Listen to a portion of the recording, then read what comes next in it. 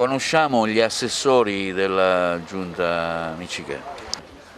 Io sono Nino Costanza Scinda, sono un tecnico che lavora appunto ad Agrigento, sono stato designato dal sindaco Miccichè, aspettiamo ora queste deleghe per sapere dove poter iniziare a lavorare per Agrigento, per il bene di Agrigento. Ecco, si aspettava questo voto così forte, in particolare nel ballottaggio, un distacco notevole?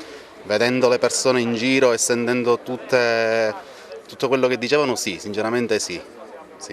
Ecco, l'input di Forza Italia è stato determinante in questa campagna elettorale, anche se voi al primo turno portavate Marco Zambuto, poi avete deciso di dare fiducia a Miccichè. Certo, Forza Italia è stato il primo vero partito ad Agrigento come voti e credo che l'apparentamento con il nostro partito sia stato molto importante e abbia prodotto questo gran risultato. L'input è arrivato anche da Roma, ma in particolare anche da Miccichè. Sì, il presidente Miccichè è stato, sia Miccichè che Musumeci sono stati sempre presenti in questa campagna elettorale vicino a Forza Italia e vicino al sindaco Miccichè. Costantino Giulla, noi assessore della Giunta Miccichè, con lei in quota Fratelli d'Italia. Fratelli d'Italia ha deciso di appoggiare, anche se non si è apparentato, ma ha deciso di appoggiare fattivamente le Miccichè.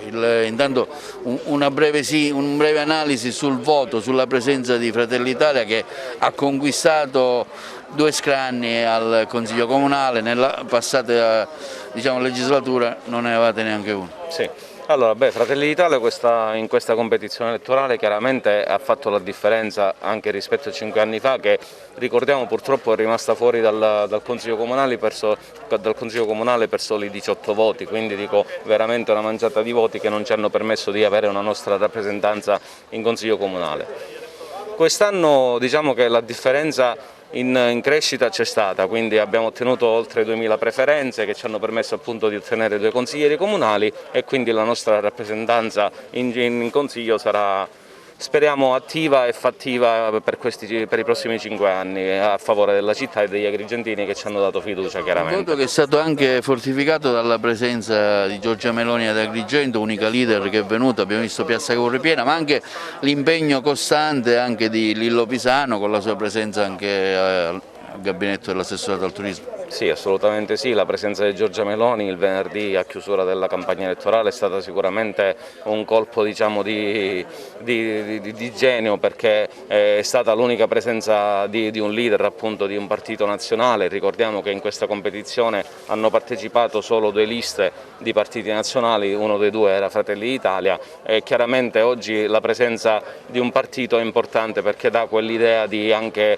possibilità di governare e amministrare bene avendo collegamenti diretti con Palermo e anche, perché no, con Roma. Tra gli assessori della Giunta Miccichè c'è una donna, rappresentanza femminile, andiamola a conoscere.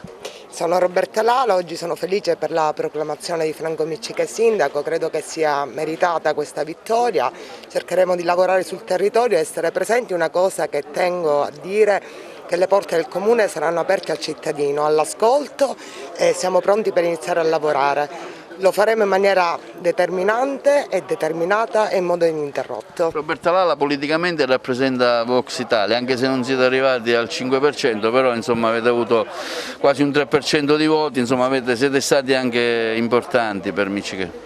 Sì, Vox Italia Agrigento, io sono tra l'altro il segretario provinciale, sul partito si è discusso tanto, troppo e a volte male, perché sono state dette molte cose che in realtà non corrispondono Facciamo un po' di chiarezza. alla realtà. Personalmente non sono una negazionista, il virus esiste, è sotto gli occhi di tutti, più che altro noi siamo contro la strumentalizzazione che viene fatta di questo virus e anche non d'accordo con le misure governative, su alcune misure governative che tra l'altro non sono molto lineari. Per esempio si riaprono le scuole ma nei mezzi pubblici non c'è abbastanza distanziamento, quindi è una contraddizione ed è sotto gli occhi di tutti.